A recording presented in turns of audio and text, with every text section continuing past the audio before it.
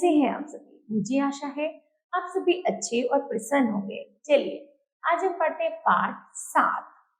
हम सब सुमन। सुमन अर्थात एक फूल की तरह है। चलिए पढ़ते हैं। बच्चों, जिस तरह आपको यह चित्र दिख रहा होगा, इसमें चित्र में आप सभी देख रहे हैं कि यह एक बगीचे का चित्र है जिसमें बच्चे मौज मस्ती झूला झूल रहे हैं, आदि कार्य कर रहे हैं। ठीक है, चलिए पढ़ते हैं।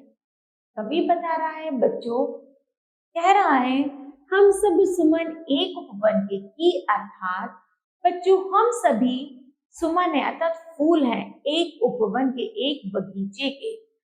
एक हमारी धरती प्यारी जिसकी मिट्टी में जन्मे हम, मिली एक ही धूप हमें है अर्थात हम जिस मिट्टी में जन्म लिया है हम सब एक ही है अर्थात एक ही बगीचे के फूल हैं। जब सूर्य निकलता है, धूप देता है, तो वो भी सभी को बराबर मात्रा में देता है। सींच गए एक जल से हम, और यहाँ तक कि हम एक ही जल से सब लोग सींचे जाते हैं। पले हुए हैं झूल झूल कर पल्लों में हम एक पवन के अर्थात जब हवा चलती है तो हम उस हवा की झोंकों में झूल झूल कर सब एक जैसे बड़े होते चले गए हैं, क्योंकि हम सब एक है। रंग रंगीले रूप हमारे अलग अलग है, क्यारी क्यारी अर्थात यहाँ पर कवि बता रहा है बच्चों, जिस तरह फूलों को अलग अलग क्यारियों में बांट दिया जाता है, उसी तरह हमारे भी अपने अपने क्यारी नुमा घर है, लेकिन हमारे रंग बिल्कुल फूलों की तरह है। किसी का रंग गोरा, किसी का काला, लेकिन हम सबसे मिलकर ही इस उपवन की शोभा सारी, और जब हम सारे मिल जाते हैं तब तो हम इस उपवन अर्थात बगीचे की शोभा को बढ़ा देते हैं। एक हमारा माली हम सब, रहते नीचे एक गगन है अर्थात हम सबको सींचने वाला केवल एक माली है। जिस गगन के नीचे हम रहते हैं वही हमारा माली है। सूरज एक हमारा, जिसकी किरणें उसकी कली खिलाती अर्थात सूरज जो है वो हमारा क्या है, एक कली है अर्थात जिस कली पर सूर्य की रोशनी पड़ती है वह कली खिल जाती है।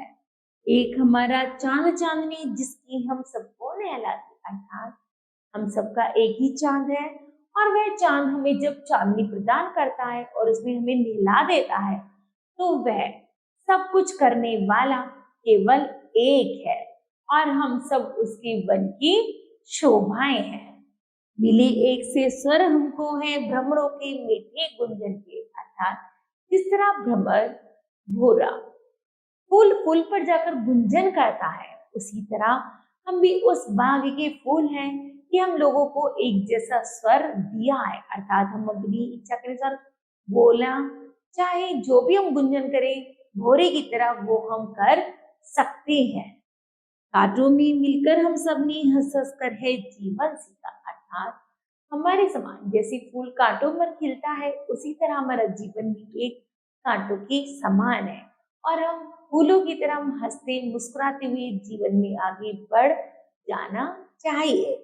एक सूत्र में बंधकर हमने हार गले का बनाना सीखा अर्थात हम सबको एक सूत्र में बंधे होने के कारण हमें अपने गले का हार बनाना चाहिए। एक मोतियों की माला परोनी चाहिए जिसमें हम सब एक सूत्र में बंध जाएं। सबके लिए सुगंध हमारी, हम श्रृंगार धनी अर्थात वो कह रहा है कि हम सब के लिए एक ही श्रृंगार है, सबके लिए एक जैसी खुशबू अर्थात कोई छोटा बड़ा नहीं है, क्योंकि हम इस उपवन के फूल है। चाहे फूल कैसा भी हो, सभी वन की शोभा को बढ़ाने में सामर्थ्य रखता है। ठीक है, तो बताओ बच्चों, अपने इन पंक्तियों से क्या सीखा? तो हमने सीखा हमें प्रकृति की सुंदरता को बनाए रखना चाहिए। ठीक है, और अपने जीवन का निरंतर गति से फूलों की तरह प्रयास करना चाहिए। ठीक है, मुझे आशा है कि आप सभी को भी यह पंक्तियां समझ आई होंगी। धन्यवाद।